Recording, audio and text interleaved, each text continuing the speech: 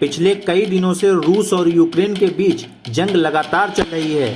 अब इसी जंग के बीच रूस ने एक और धमाका कर दिया है। रूस के राष्ट्रपति व्लादिमीर पुतिन ने अपने 31 दुश्मन देशों की लिस्ट जारी कर दी है। पूरा मामला क्या है, चलिए आपको बताते हैं।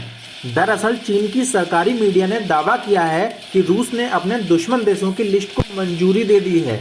इस लिस्ट में अमेरिका, ब्रिटेन, जापान, यूक्रेन और यूरोपियन यूनियन के 27 देश शामिल हैं। इस खबर के सामने आने के बाद दुनिया में हलचल तेज हो गई है।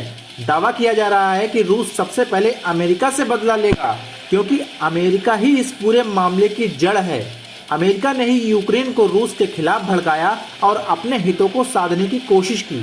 अमेरिका का इरादा रूस को प्रतिबंधों के जाल में उलझाना था, जिसमें वो सफल भी हो गया।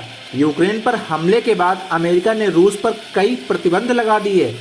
अमेरिका ने रूसी विमानों के लिए अपना एयर स्पेस बंद कर दिया। इसके अलावा रूस के 4 बैंकों और सरकारी ऊर्जा कंपनी को भी प्रतिबंधित कर दिया गया। अमेरिका का इतने से भी पेट नहीं भरा तो अमेरिकी राष्ट्रपति जो बाइडेन ने रूस के राष्ट्रपति पुतिन और विदेश मंत्री सर्गेई लावरोव की एंट्री पर भी रोक लगा दी। रूस की इस लिस्ट में ब्रिटेन का भी नाम शामिल है। ब्रिटेन ने भी रूस के लिए अपना एयर स्पेस बंद कर दिया है और रूस के 5 बैंकों पर प्रतिबंध लगा दिया है। साथ ही पुतिन की संपत्ति जब्त करने और उनके अकाउंट्स को फ्रीज करने की बात भी कही है।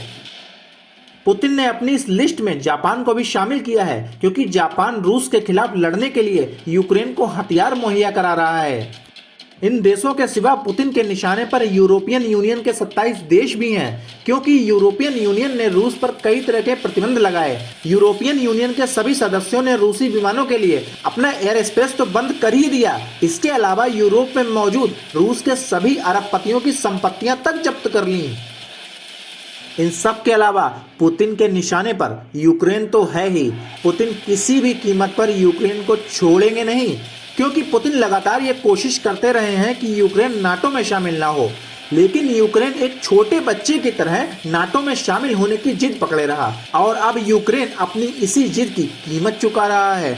इस घटना में सबसे दिलचस्प तो ये रहा है कि यूक्रेन ना तो नाटो में शामिल हो पाया और ना ही नाटो के देश उसे रूस से बचाने आए।